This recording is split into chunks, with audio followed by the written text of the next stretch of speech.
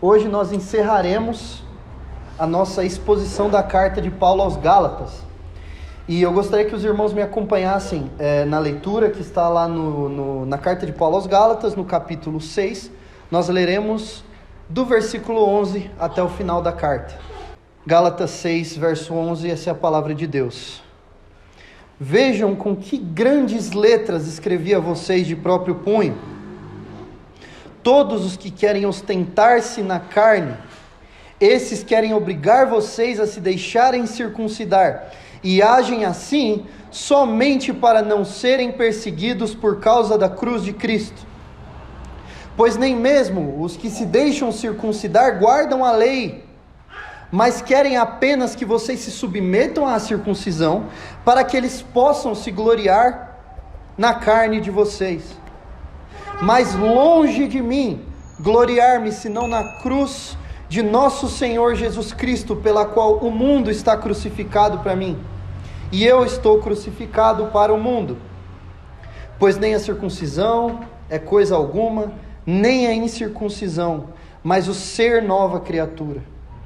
E a todos os que andarem em conformidade com esta regra, paz e misericórdia sejam sobre eles e sobre o Israel de Deus. Quanto ao mais, ninguém me moleste, porque eu trago no corpo as marcas de Jesus. A graça de nosso Senhor Jesus Cristo esteja com o espírito de vocês, irmãos. Amém. Oremos? Amém. Pai amado, nós te louvamos pela tua palavra, que ela é linda, ela é maravilhosa, ela fala aos nossos corações e ela nos santifica.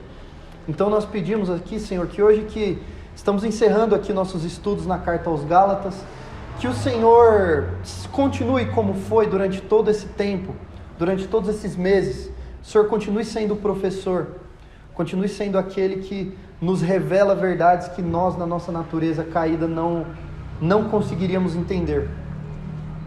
Mas aqui nós estamos entre filhos teus, povo teu, Israel de Deus, regenerados e prontos, famintos pela tua palavra, Senhor. Fala aos nossos corações, em nome de Jesus. Amém. Hoje eu quero refletir com os irmãos a respeito do seguinte tema: intenções e atitudes do verdadeiro pastor. Intenções e atitudes do verdadeiro pastor. Vocês se lembram muito bem que o fato de Paulo ter escrito aos Gálatas mostra que havia algum problema, porque todas as vezes que Paulo escrevia qualquer carta a qualquer igreja era sempre para resolver algum problema, ok? E qual era o problema nas igrejas da Galácia? Um grupo chamado de judaizantes. Os judaizantes estavam ensinando uma heresia. Eles estavam ensinando que você poderia sim, você teria que crer em Jesus para ser salvo, mas se você não cumprisse todos os métodos judaicos, todos os rituais judaicos, enfatizando especialmente na questão da circuncisão, né, que é o corte da carne do prepúcio, se você não cumprir os rituais judaicos, circuncisão, guarda do sábado e as regras alimentares de Israel especialmente, eles pregavam que não se poderia ser salvo sem essas coisas. Era isso que os judaizantes pregavam. E Paulo vem escrever essa carta para corrigir esse erro. Essa foi uma das primeiras, se não foi a primeira carta que Paulo escreveu. E ele escreve, começando as exposições, né, lá em Gálatas capítulo 1, primeiro dizendo que ele estava muito impressionado que os Gálatas estavam acreditando nos judaizantes, que eles estavam se desviando muito rapidamente daquele que os havia chamado para um outro evangelho, não é? Que na verdade não é outro, vai dizer Gálatas no capítulo 1, que na verdade eram pessoas falsificando o evangelho. E ele vem corrigir os Gálatas nesse sentido e combater a filosofia judaizante. Agora uma pergunta: por que os Gálatas deveriam ouvir Paulo e não os judaizantes? Por que os judaizantes estavam errados e Paulo estava certo? Paulo precisava defender o apostolado dele. Paulo precisava provar: eu sou enviado por Deus, vocês podem confiar em mim. E Paulo passa os capítulos 1 e 2 fazendo o quê? Defendendo o seu apostolado. Contando a história dele desde que Deus o chamou na estrada de Damasco, até o momento em que ele se reúne, isso é Gálatas capítulo 2, até o tempo que ele se reúne com os outros discípulos de Jesus lá em Jerusalém, e que o evangelho que eles pregavam estava em harmonia E depois que ele defende o fato de que ele é apóstolo, que ele é enviado por Deus, que a mensagem que ele prega não é mensagem humana, depois disso ele começa a defesa teológica dele. E aqui, no encerramento dessa carta, depois de tudo que nós aprendemos, que a salvação, o único acesso à salvação é a fé, nós aprendemos isso durante a carta todinha, justificação somente pela fé, fazendo oposição a qualquer tipo de ritual, a qualquer tipo de boa obra que você possa fazer para ser salvo. A fé é o único instrumento de acesso à salvação. A fé e somente a fé vai ensinar Paulo em toda a carta. Aí no capítulo 5 ele entra em alguns aspectos um pouco mais práticos, explicando que o fato de que nós não precisamos nos submeter a nenhum tipo de ritual judaico, nós não precisamos de circuncisão, nós não precisamos de regras alimentares para ser salvos. Paulo vai chamar isso de liberdade, ele vai dizer que isso é liberdade, e ele diz no primeiro verso do capítulo 5, para a liberdade foi que Cristo libertou vocês, ele libertou vocês para vocês serem livres, só que aí ele precisa explicar o que significa liberdade, porque o conceito mundano de liberdade é muito diferente do nosso. Para o mundo, liberdade é o quê? Faço o que eu quero a hora que eu quero. De acordo com a Bíblia, isso é escravidão. Isso é você cedendo às vontades da sua carne. Fazer o que você quer a hora que você quer é a prova de que você é escravo da sua carne e que você não consegue contê-la. Mas Paulo diz que a verdadeira liberdade é a liberdade no Espírito, que é manifesta pela luta contra o pecado e pela luta realmente, como vai dizer Paulo em Gálatas 5, que a carne tem contra o Espírito. A carne luta contra o Espírito luta contra a carne, e essa luta do Espírito contra a carne é uma luta para te libertar. Isso é liberdade. E ele vai definir, então, em 2 listas, obras da carne, como sendo evidência da escravidão que uma pessoa tem de si mesma. As obras da carne são a prova de que uma pessoa ela é escrava, e o fruto do Espírito a prova de que uma pessoa é livre, ok? No capítulo 6 ele começa dizendo que, uma vez que nós aprendemos o que é o fruto do Espírito, que são as obras da carne, nós temos que passar a nossa vida no crivo das obras da carne, do fruto do Espírito, e não ficar olhando para o outro, para ver se o outro está manifestando ou não. Nós temos que olhar para nós mesmos, porque cada um levará o próprio fardo. E ele diz que, no que diz respeito ao outro, nós temos que ajudá-lo. Temos que ajudar os outros que estão com dificuldades com a questão do pecado. E agora ele vem dar os seus conselhos finais aos Gálatas, mais uma vez, deixando claro para os Gálatas porque eles deveriam ouvir Paulo e não os judaizantes. Ele já fez isso no começo da carta. Vocês precisam ouvir a mim. Por quê? Porque eu sou apóstolo. Mas agora vocês não podem ouvir os judaizantes. E hoje a gente vai entender por quê. Então o tema da pregação de hoje é intenções e atitudes do verdadeiro pastor. Para efeitos didáticos, vou passar alguns tópicos aí. A gente vai ver nesse texto 5 características de um pastor verdadeiro, que você tem que escutar, e 5 características de um pastor falso, que você não pode escutar. Tudo bem? Nós vamos fazer aqui a leitura do texto. A gente vai usar os judaizantes como paradigma de pastor falso e o apóstolo Paulo como paradigma de pastor verdadeiro. Versículo 11. Vejam com que grandes letras escrevi a vocês de próprio punho. Vejam com que grandes letras escrevi a vocês de próprio punho. Irmãos, para nós entendermos esse versículo, nós precisamos nos lembrar de algumas coisas. Muitas vezes, Paulo, ele atribuía a um secretário a tarefa de escrever as suas cartas enquanto ele ditava o que devia ser, escrito, correto? A gente lê, por exemplo, no final da epístola aos Romanos, que a epístola ela foi redigida por um irmão chamado Tércio. Paulo ditava, ele escrevia. Às vezes Paulo ainda, mesmo que ele ditasse alguma coisa para uma outra pessoa dizer, às vezes ele assinava de próprio punho, como para evitar falsificações, como é o caso de 2 aos Tessalonicenses, por exemplo. Qual é o motivo? Por que motivo haveria um versículo inteiro em Gálatas, apenas enfatizando que Paulo escreveu com letras grandes? E aí, quando nós estudamos a carta, nós entendemos que pode haver 2 motivos, pelo menos 2 motivos. Um seria para dar ênfase. Olha só, a carta toda aos Gálatas ela é muito, muito, muito incisiva, se vocês prestarem atenção. Existe um senso de urgência por parte do apóstolo. É agora, vocês precisam corrigir isso agora. Vejam esses versos, imaginem Paulo completamente irritado, indignado, escrevendo a cada um deles. Por exemplo, no capítulo 1, nos versos 6 a 8. Estou muito surpreso em ver que vocês estão passando tão depressa daquele que os chamou na graça de Cristo para outro evangelho, o qual na verdade não é outro, porém há alguns que estão perturbando vocês e querem perverter o evangelho de Cristo. Mas ainda que nós, ou mesmo um anjo vindo do céu, pregue um evangelho diferente daquele que nós temos pregado, seja maldito, seja anátema. Imagine Paulo falando isso. Agora imagine Paulo dizendo, como em Gálatas 3:1, ó Gálatas insensatos, quem foi que os enfeitiçou? Não foi diante de vocês que Jesus Cristo foi exposto como crucificado?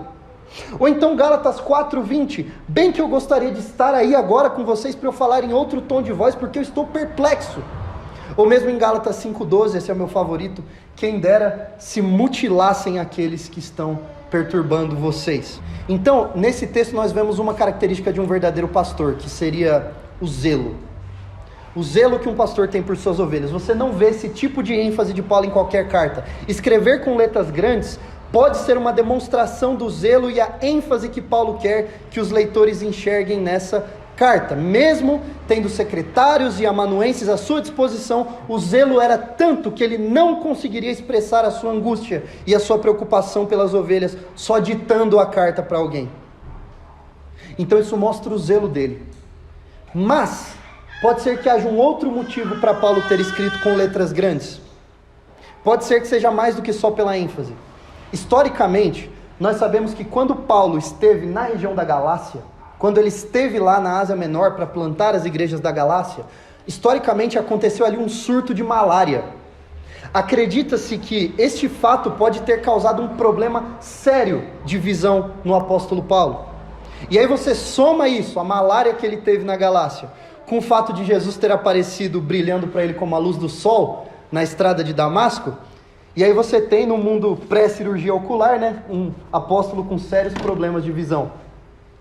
Inclusive alguns, como eu, creem que este problema de visão de Paulo pode muito bem ser o espinho na carne de que ele fala na segunda epístola aos Coríntios. A gente vai falar sobre isso já já. E eu acredito que isso é totalmente compatível aqui com esse verso 11 que a gente leu, e nós temos evidências internas disso na própria carta. Se você for lá em Gálatas capítulo 4, nos versos 13 até o 15, vocês vão ver uma coisa. Volta um pouquinho lá, Gálatas 4, pega o verso 13. Vocês sabem que a primeira vez que eu lhes preguei o evangelho foi por causa de uma enfermidade física. Então entende-se que Paulo, passando por aquela região, teve esse problema e ficou pela Galácia e plantou umas igrejas lá, certo? E aí quando você vai no final do verso 15, você vê o seguinte: o que aconteceu com a felicidade que vocês tinham? Porque posso dar testemunho que, se fosse possível, vocês teriam arrancado os próprios olhos para me dar. Então entende-se, à luz de evidências internas, do fato de que historicamente nós sabemos desse surto de malária e de que Paulo mostrava ter alguns indícios de problema de visão, entendemos que esse pode ser o motivo porque Paulo enfatiza estas letras grandes aqui. Então que o Senhor tenha misericórdia da minha vida, né, diante de um texto tão difícil da palavra dele como esse, mas seja o motivo que Paulo está falando que escreve com letras grandes, né, o fato de que ele quer dar ênfase, ou o fato de que ele tem problemas de visão e seria difícil para ele redigir aquela carta, esse versículo mostra, de um jeito ou de outro, o zelo de Paulo pelas suas ovelhas. Tendo um secretário disponível para escrever e muito provavelmente tendo um problema de visão, ele escreveu de próprio punho para colocar na carta todo o seu coração e toda a sua alma e exportar da forma mais clara possível, mais direta e mais pessoal possível, mesmo que de maneira dura, aquilo que precisava ser entendido. Que coração, que líder, e esse é o zelo que um verdadeiro pastor tem que ter pelo bem dos liderados. Essa é a diferença de Paulo para quem tem más intenções. Um teólogo chamado Warren Wiersbe diz que se o apóstolo realmente sofria de algum problema de visão, este parágrafo com certeza tocou no fundo do coração dos Gálatas. E ainda hoje nós podemos usar o mesmo critério para avaliar um líder religioso, um verdadeiro pastor. Um verdadeiro pastor pode até e deve, inclusive, delegar funções como divisão de tarefas, mas no momento que ele precisa chamar a responsabilidade para si, ele não pode se acomodar de maneira nenhuma na sua cadeira de chefe. Ele chama a responsabilidade para si, porque o zelo pelas suas ovelhas o consome, o amor pelas suas ovelhas o consome. Ele, como diz o próprio Paulo nessa carta, o verdadeiro pastor, ele sofre dores de parto até que Cristo seja formado nas suas ovelhas. Um pastor que não sente dentro de si o coração queimando pelas ovelhas que estão sendo atacadas, a ponto de, agora falando metaforicamente, escrever uma carta a essas ovelhas, né, com letras gigantes de próprio punho, mesmo que aquilo seja difícil. Se ele não tem esse nível de zelo, ele falha como líder. Um pastor que acha que o seu ministério é um ministério de gabinete, ele nunca vai para a trincheira, mesmo que aquilo o tire da zona de conforto dele. Ele falha como líder. E Paulo não fez isso. Podendo ter feito, não teria nada de errado se ele tivesse dito para outra pessoa escrever aquela carta, mas não, era amor demais, ele tinha que escrever de próprio punho. Ele não terceirizou nessa ocasião, ele não fez, digamos assim, não se apegou à sua posição, e isso inspirado, adivinha em quem? No pastor dos pastores, o nosso Senhor Jesus. O que diz Filipenses no capítulo 2, que nós falamos tanto desse texto aqui, que Jesus, mesmo sendo Deus, ele não se apegou ao fato de que ele era Deus, mas ele se fez homem, se colocou numa posição de servo, e se fez obediente até a morte, e morte de cruz, por zelo pelas suas ovelhas. Essa é uma característica que nós vemos de um verdadeiro pastor no versículo 11. Agora vamos ver uma característica de um falso pastor no verso 12. O falso pastor, ele quer causar boa impressão no exterior. Verso 12, vamos ler? Todos os que querem ostentar-se na carne, esses querem obrigar vocês a se deixarem circuncidar, e agem assim, somente para não serem perseguidos por causa da cruz de Cristo. O pastor Hernandes Dias Lopes, comentando esse texto, ele diz que os judaizantes, os falsos pastores, os problemáticos lá na Galácia, eles eram arrogantes e persuasivos. Então pode até anotar isso, eles eram arrogantes e persuasivos. Por que arrogantes? Primeiro porque eles eram do clube dos circuncidados, não é? Primeiro porque eles eram do grupo daqueles que, a gente guarda o sábado, a gente é mais santo, a gente segue as dietas alimentares do Antigo Testamento. Que povo santo! Eles eram muito arrogantes. Agora, quem disse que esse ritualismo é sinal de santidade? E quem disse que existe algum motivo de orgulho nesse tipo de ritualismo? Porque quando o próprio Paulo vai falar sobre isso, eu já comentei desse texto, ele fala no versículo 12 do capítulo 5.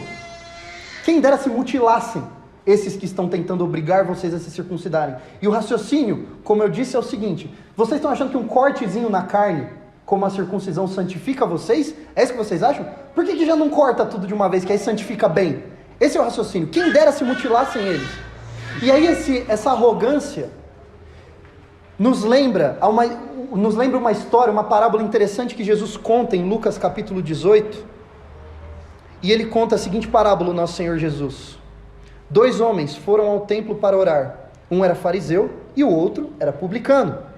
O fariseu, muito orgulhoso de si, ficou em pé e orava, de si para si mesmo, desta forma: ó Deus, graças te dou porque não sou como os demais homens, roubadores, os outros são injustos, os outros são adúlteros, e eu dou graças a Deus porque eu nem sou igual a esse publicano que está aqui do meu lado. Ó glória, jejuo 2 vezes por dia, dou dízimo de tudo que eu ganho. Essa foi a oração do fariseu, e Jesus disse que ele orava de si para si mesmo. Ao passo que o publicano, estando de pé, de longe nem mesmo ousava levantar os olhos para o céu, tamanha era a sua reverência. E ele batia no peito dizendo: Deus, tem pena de mim, que sou pecador. Adivinha quem foi para casa perdoado? O publicano, diz o texto. Digo a vocês que o publicano, desceu justificado para sua casa.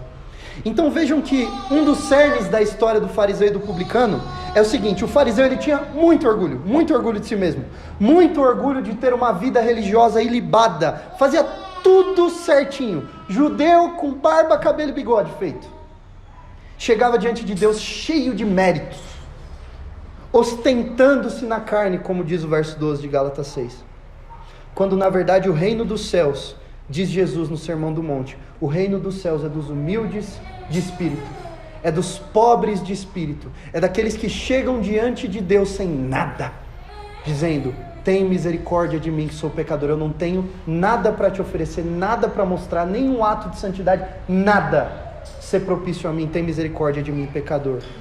E Jesus olha e diz: deles é o reino dos céus. Deles é o reino dos céus. O judaizante tinha muito orgulho da própria circuncisão.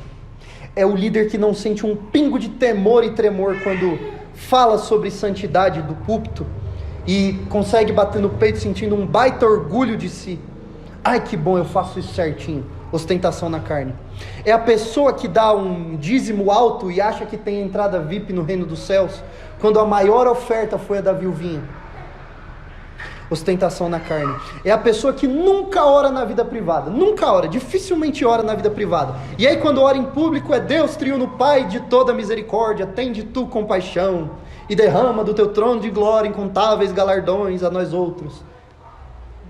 Quando Jesus disse: quando vocês orarem, não sejam como os hipócritas, que gostam de orar em pé nas sinagogas e nos cantos das praças para serem vistos pelos outros, mas ao orar, entre no seu quarto, feche a sua porta e ore ao seu Pai que está em secreto. E o seu Pai que te vê em secreto lhe dará recompensa. Essa arrogância dos judaizantes é totalmente incompatível com o Evangelho. O Evangelho é dos humildes de espírito. É das pessoas que chegam diante de Deus sem nada. Nada. Mas além dessa gente, os judaizantes serem legalistas, né, arrogantes, né, consigo mesmos, o problema é que eles também eram persuasivos. Esse é o problema. É aí que entra esse aspecto da persuasão que eu comentei. Eles medem a santidade das pessoas pela própria régua, como Paulo ensinou aqui no comecinho do capítulo 6 que não pode fazer, porque assim, ele é tão bom, que se o outro não for santo como ele, tem alguma coisa errada. Aí ele acaba arrastando outras pessoas para o seu lamaçal de legalismo. Judaizantes que se circuncidam e querem circuncidar todo mundo. Eu tenho esse aspecto aqui que não está escrito em lugar nenhum da Bíblia, usos e costumes da minha igreja, e quem não cumprir isso está em pecado. Age, não precisa nem falar, a pessoa só precisa agir, né, como se ela fosse mais santa, porque na igreja dela não pode usar calça, e aí ela não usa calça, e aí as pessoas ao redor de calça já se sentem mais acuadas, não precisa nem ela falar, porque a atitude já mostra que ela sabe, ela se sente mais santa porque ela está cumprindo o uso e costume X ou Y. Isso acaba arrastando outras pessoas por se sentirem mal. Judaizantes faziam isso. Quando Paulo diz em Colossenses 2,23 que essas coisinhas, elas não têm valor nenhum na luta contra as inclinações da carne. O falso pastor, ele confunde santidade provocada pelo Espírito Santo de Deus com cara de santo. Então é isso, o falso pastor, ele quer causar boa impressão somente no exterior. Mas ainda no verso 12, o falso pastor tem medo da perseguição de homens. Isso é péssimo. Percebam que o texto diz que eles agiam assim, os judaizantes agiam assim para quê? O que diz o verso 12? Qual era a motivação deles em agir assim? Para não serem o quê? Verso 12? Para não serem perseguidos pela cruz de Cristo. E aí eu queria lembrar aos irmãos que a primeira grande perseguição que aconteceu contra os cristãos na história, no primeiro século, ela veio de judeus, não convertidos. Às vezes a gente pensa muito no Império Romano, né? Jesus sendo crucificado numa cruz romana, Nero, que era imperador romano, cortando a cabeça do apóstolo Paulo. Mas não se enganem, a primeira grande perseguição da história da igreja veio dos judeus. E pensando que os judeus eram aqueles que perseguiam os cristãos nessa época, a atitude regular de um pastor que tivesse medo de perseguição seria agradar os judeus. Sem pregar circuncisão, os judaizantes jamais agradariam os judeus. E a vontade de não ser perseguido por amor a Cristo, por amor às verdades do Evangelho, sempre gera heresia em cima de heresia, falso ensino em cima de falso ensino. Verdadeiros pregadores sempre têm que estar preparados para um mandato de prisão a qualquer momento. Sempre. E inclusive o pregador americano Steve Lawson, ele fala que até dentro da igreja, todo pastor tem que subir no púlpito já com uma carta de demissão no bolso. Sem medo de que aquilo que ele falará em vindo da palavra de Deus cause perseguição. Não pode haver esse medo. Então ande com um mandato de prisão num bolso e uma carta de demissão no outro. O verdadeiro pregador tem que estar preparado para ser perseguido pela cruz de Cristo. Os judaizantes pregavam circuncisão para não serem perseguidos pela cruz de Cristo. Perseguição a pregar o evangelho é uma coisa que todo pregador tem que esperar, porque ele prega para um mundo que odeia as verdades de Deus. E quando ele se curva à cultura, por medo de perseguição, ele provou que não é servo de Cristo. E Paulo diz isso nessa mesma carta, no capítulo 1 e o verso 10. Se eu estivesse procurando agradar pessoas, eu não seria servo de Cristo.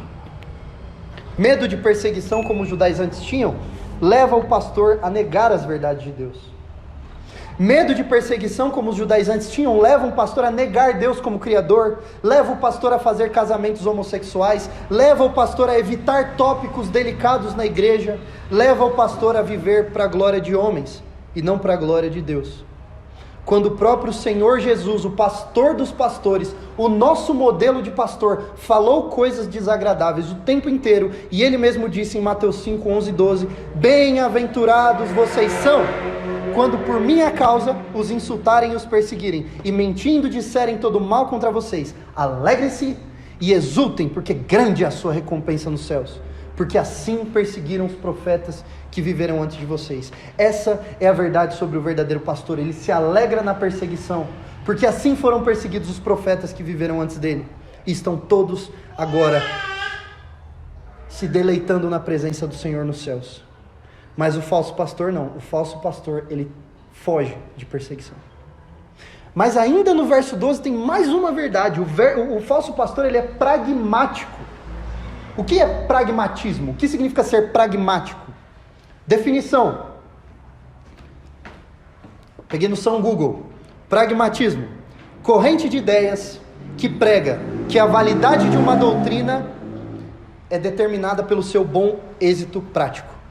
De novo, pragmatismo é uma corrente de ideias que prega que a validade de uma doutrina é determinada pelo seu bom êxito prático. Ou seja, o que dá certo é o que eu prego. Isso é pragmatismo, certo? Uma igreja pragmática não teria tido, por exemplo, a aula que nós tivemos hoje na escola dominical. Ela é extremamente contraproducente. Ela é o tipo de aula que faz as pessoas saírem, não virem para a igreja. Mas está na palavra de Deus. Se você evita esse tipo de tópico, você está sendo pragmático, porque você está lidando com as coisas como se assim, o que dá certo é o que eu faço. Quando você lê o verso 12, você vê que os judaizantes eles se ostentavam na carne, eles queriam obrigar os outros a fazerem o mesmo, não só para não serem perseguidos pela cruz de Cristo, mas historicamente nós sabemos que é porque eles seguiam tendências, eles estavam seguindo a moda da circuncisão. Medo de encarar aquilo que fere as verdades da sua fé. Quando você tem medo de abraçar as verdades da sua fé, por mais que elas doam, o que acontece é que você começa a seguir ondas, culturas, o espírito dos tempos, começa a ser levado por todo o vento de doutrina. Por quê? Porque aquilo é por acaso mais conveniente naquele momento, como era conveniente para os judaizantes continuarem pregando a circuncisão para não serem perseguidos. E assim a sua doutrina vai aos poucos se transformando, não naquilo que Jesus ensinou, mas naquilo que é uma tendência bacana naquele momento. Pragmatismo é construir a sua casa num terreno de areia, quando Jesus disse que a gente tem que construir a nossa casa na rocha. E a rocha é a palavra de Deus que passa céu e terra, e ela não passa, ela não muda. Mas o pragmático ele segue tendência. Então Paulo está dizendo aqui aos Gálatas, eles não estão preocupados com a saúde espiritual de vocês. Eles não estão nem aí para vocês. Estão preocupados com as pessoas que eles têm que agradar, com a tendência que eles têm que seguir. E assim é todo falso pastor, pragmático. A cultura muda, ele muda junto. Quando Jesus disse que os céus e a terra passariam e a palavra dele não passaria, não mudaria. Em outras palavras, pragmatismo acaba sendo a característica de um covarde que tem medo da reação da cultura, então ele se dobra. Ele nega a Cristo para ficar bem com os populares. Mas ainda agora no verso 13, o falso pastor, ele ata fardos que ele mesmo não carrega. Olha só o verso 13. Primeira parte do verso.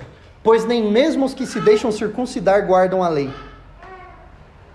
O falso pastor seria chamado por Jesus de sepulcro caiado, né? Ou um túmulo pintado de branco. Como Jesus diz em Mateus 23, do 27 ao 28, Ai de vocês, mestres da lei, fariseus, hipócritas, vocês são como sepulcros caiados, bonitos por fora, mas por dentro estão cheios de ossos e de todo tipo de imundície. Vocês são assim, por fora parecem justos ao povo, mas por dentro estão cheios de hipocrisia e maldade. Todo fariseu, todo judaizante, todo legalista é hipócrita. Sabe por quê? Porque todos nós sabemos que o motivo da nossa salvação é pela graça. Um dos motivos da nossa salvação ser pela graça é porque para o homem é impossível ele estar em dia com toda a lei de Deus. É impossível por culpa nossa mesmo, por causa da nossa natureza pecaminosa. Não é pela dificuldade de estar em dia com a lei de Deus, é porque a nossa natureza caída não nos permite isso. Então é por isso que aquele que serve a Deus, ele chega diante de Deus com humildade, implorando por misericórdia, e não orgulhoso. Ó Deus, deixa eu entrar no céu porque eu fiz. E essa humildade não te permite ter qualquer tipo de orgulho do seu desempenho como crente.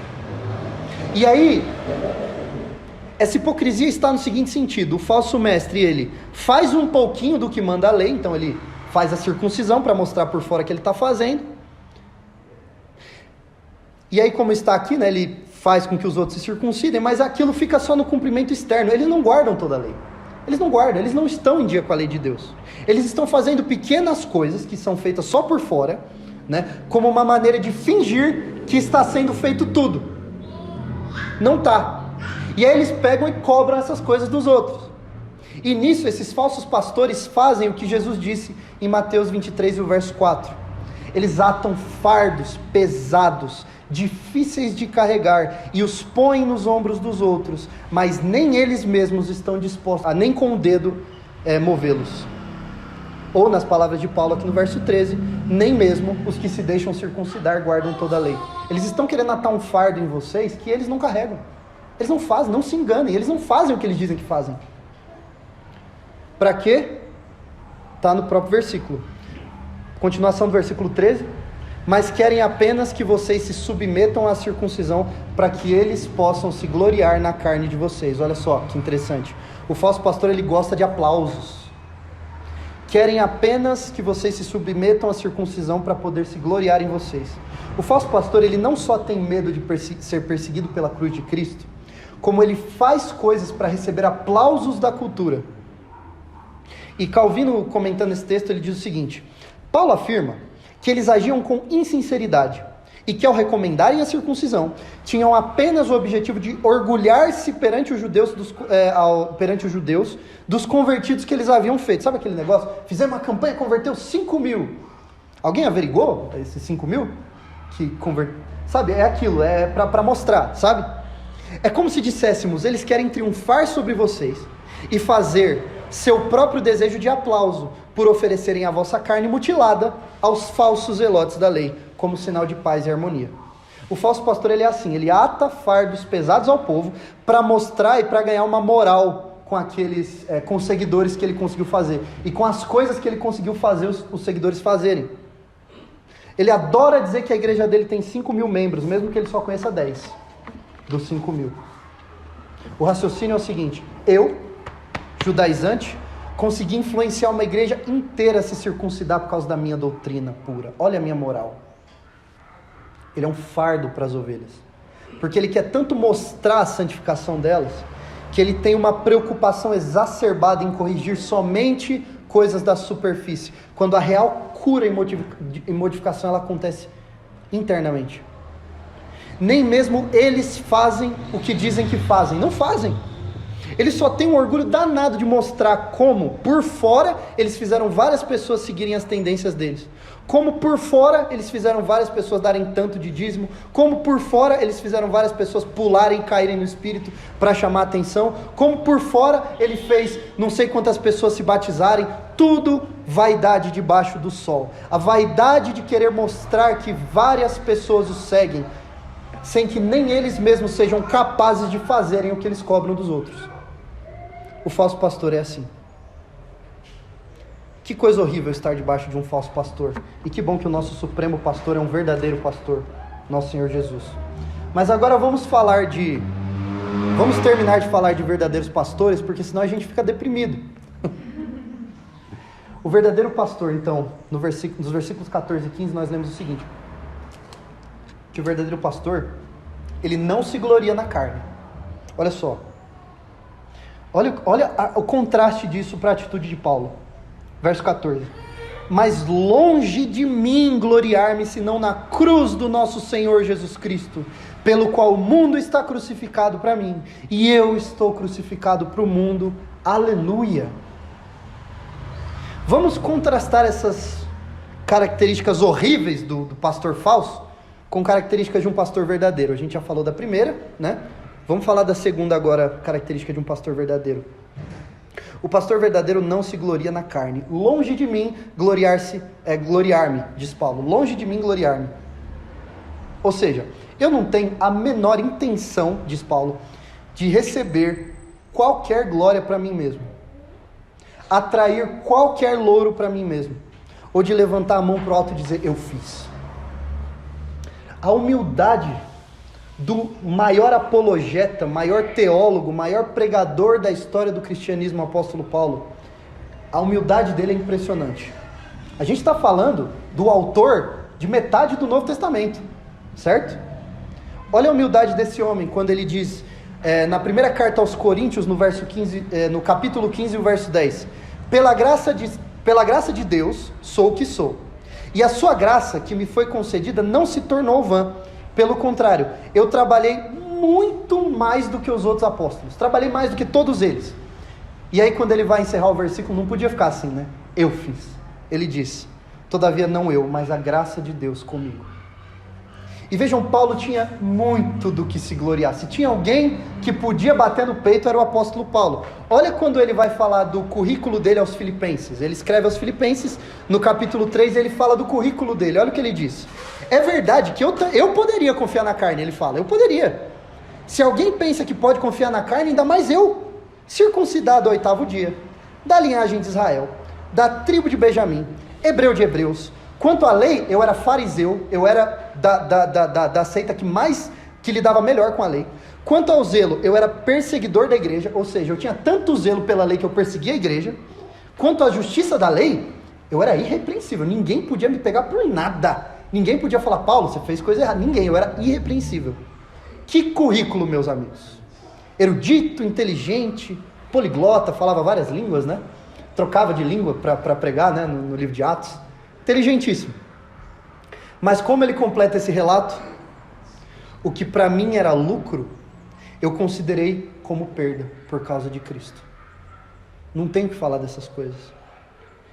E de onde será que vinha essa humildade toda? Será que vinha dele? Porque assim, a gente vê, ele podia se ostentar na carne, ele tinha um currículo para ostentar o apóstolo Paulo, mas ele não ostentava. Será que era por quê? Não vinha dele essa humildade. Vejam o que diz 2 Coríntios capítulo 12, a partir do verso 7. Paulo diz o seguinte: para que eu não ficasse orgulhoso com a grandeza das revelações, foi-me posto um espinho na carne, o mensageiro de Satanás, para me esbofetear, a fim de que eu não me exalte. 3 vezes eu pedi ao Senhor que o afastasse de mim, e ele me disse: a minha graça te basta. O meu poder se aperfeiçoa na sua fraqueza. De boa vontade, pois, diz Paulo, mais me gloriarei na fraqueza, para que sobre mim se repouse o poder de Cristo.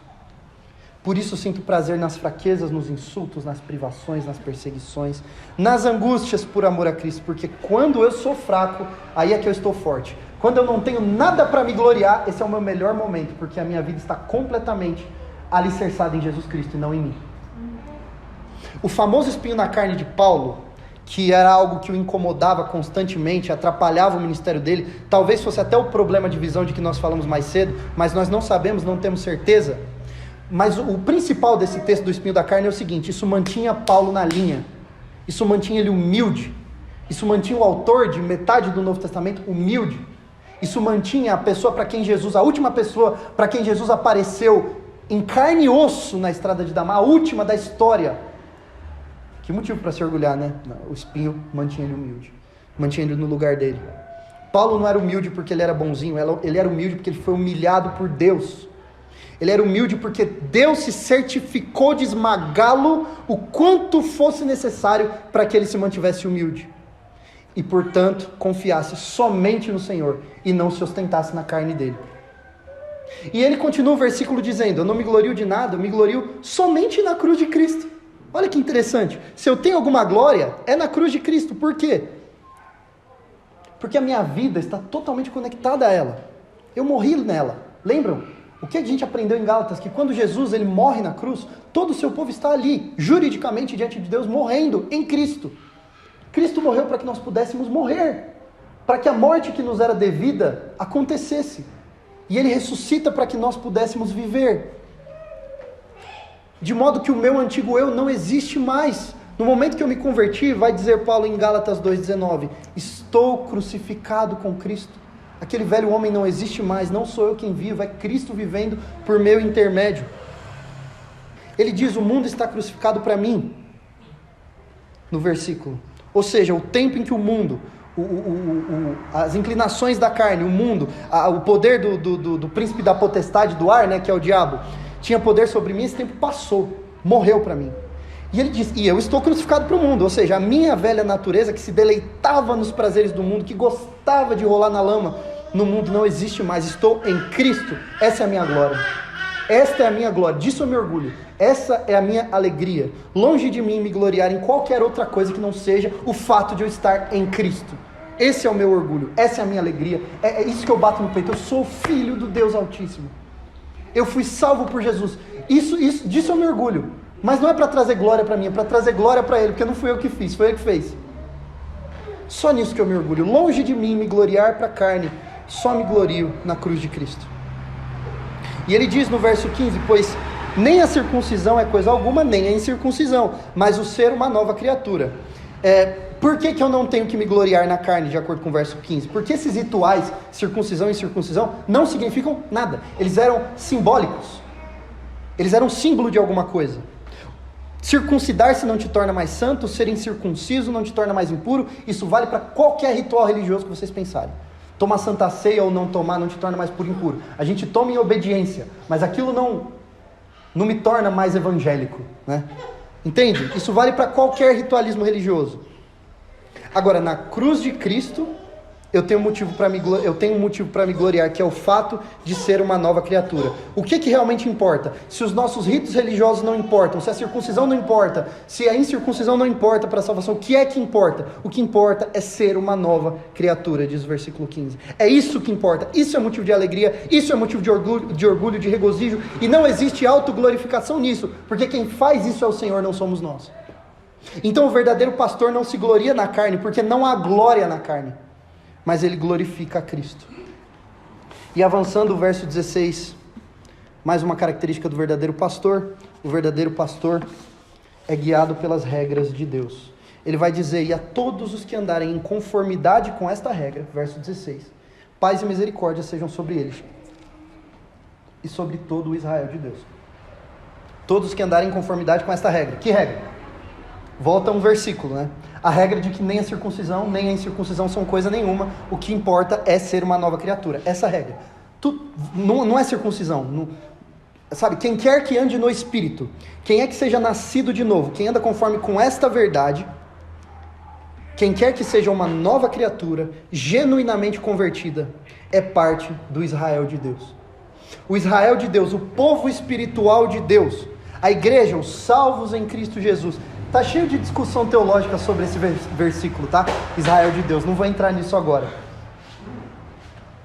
Entendemos Israel de Deus como o povo espiritual de Deus, os salvos em Cristo Jesus, descendentes de Abraão pela fé. E conforme Paulo diz em Romanos 9, Israel não é formado só por descendentes de sangue de Abraão, é formado por todo o povo que Deus salvou, circuncisos e incircuncisos, homens, mulheres, escravos e livres, como Paulo diz em Gálatas 3:28, não pode haver judeu, nem grego, nem escravo, nem liberto, nem homem, nem mulher, todos são um em Cristo Jesus. O povo de Deus se caracteriza por ter nascido de novo e por estar em Cristo. A estes, paz e misericórdia, diz o texto. Mas há quem creia também que esse versículo ele está falando, como Paulo aqui está falando de liderança, né? que talvez Paulo estivesse falando aqui a respeito de líderes que estão dentro da regra do Evangelho, já que o contexto está falando sobre isso. Então, Paulo estaria no versículo 16 não só abençoando pessoas que fazem parte do Israel de Deus em geral, mas ele estaria também dando um selo de aprovação a líderes que andam em conformidade com esta regra, para mostrar, os judaizantes não estão. Então, uma paráfrase do versículo seria assim: e a todos os que andarem em conformidade com esta regra, de que circuncisão não é nada, incircuncisão não é nada, sem fazer acepção de pessoas, sem verificar se a pessoa é circuncidada ou não, aos que vivem de acordo com a regra do Evangelho, paz e misericórdia sejam sobre eles, líderes, e não só aos líderes, mas também a todo o Israel de Deus. E aqui ele convoca, ele ora pela paz e pela misericórdia a esse povo. Paz, que é a tranquilidade de mente, é você deitar a cabeça no travesseiro sabendo que você é salvo em Cristo Jesus. Paz, todo crente tem que ter essa paz, ele tem que saber que ele é salvo, e ele não pode ficar dependendo do tamanho da circuncisão dele para saber se ele está salvo o suficiente ou não. João escreveu a sua primeira carta, a primeira epístola de João, para nos dar certeza da nossa salvação. Escreva a vocês, filhinhos, para que vocês saibam que vocês são salvos. Paz. Eu durmo e se eu não acordar que vivo nessa terra, eu acordo no céu com meu Pai, com meu Deus. Paz. E também misericórdia. Ele diz paz e misericórdia. Misericórdia, que é a solidariedade e a compaixão de Deus para com o pecador. Quando nós temos isso, paz da parte de Deus e a misericórdia dele a nosso favor, nós não precisamos, nem líderes e nem o Israel de Deus de maneira geral, temer perseguição, nem ser pragmáticos, nem seguir a cultura, nem buscar agradar as massas. Nós temos a paz de Deus e a misericórdia dele do nosso lado. Nós estamos do lado certo. Nós podemos andar conforme a regra do Evangelho tranquilamente, sabendo que mesmo que a perseguição nos mate, ela não nos mata, ela só nos manda para o céu. A estas pessoas que têm essa certeza, paz e misericórdia seja sobre elas e sobre todo o Israel de Deus. Verso 17, o verdadeiro pastor carrega a sua cruz. Quanto ao mais, ninguém me moleste, porque eu trago no corpo as marcas de Jesus, diz Paulo. Lembra, os judaizantes falavam mal de Paulo, questionavam o apostolado dele. Ele é apóstolo de verdade, será? Tanto que ele passou o capítulo 1 e o 2 inteiros, defendendo seu apostolado praticamente. Como ele responde? Ninguém me moleste. Ninguém mais enche a minha paciência. Eu trago no meu corpo as marcas de Jesus. Vocês não têm o que falar de mim, diz Paulo. A palavra grega aqui para marcas designa cicatrizes que um escravo carregava quando ele apanhava do seu senhor. Essa é a palavra grega usada aqui. Feridas de um escravo apanhando do seu senhor. E isso tem tudo a ver com o próprio chamado de Paulo. Lembram do chamado de Paulo? O que foi que Deus disse a Ananias? Quando disse, vai lá encontrar o apóstolo Paulo, ele disse, este para mim, Paulo, é um instrumento escolhido para levar o meu nome diante dos gentios e reis e filhos de Israel. Eu vou mostrar para ele o quanto ele deve sofrer pelo meu nome. Será que Paulo sofreu pelo nome de Cristo? Será que Paulo seguiu a regra de Lucas capítulo 9, aquele que quiser me acompanhar, negue a si mesmo, tome a sua cruz e siga-me?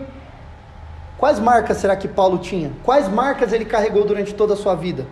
A ponto dele dizer, ninguém me moleste, eu carrego no corpo as marcas de Cristo. Ora, várias prisões, navio afundando, chicote nas costas, surras, provavelmente, dizem os historiadores, que ele provavelmente tinha a coluna torta de tanto apanhar.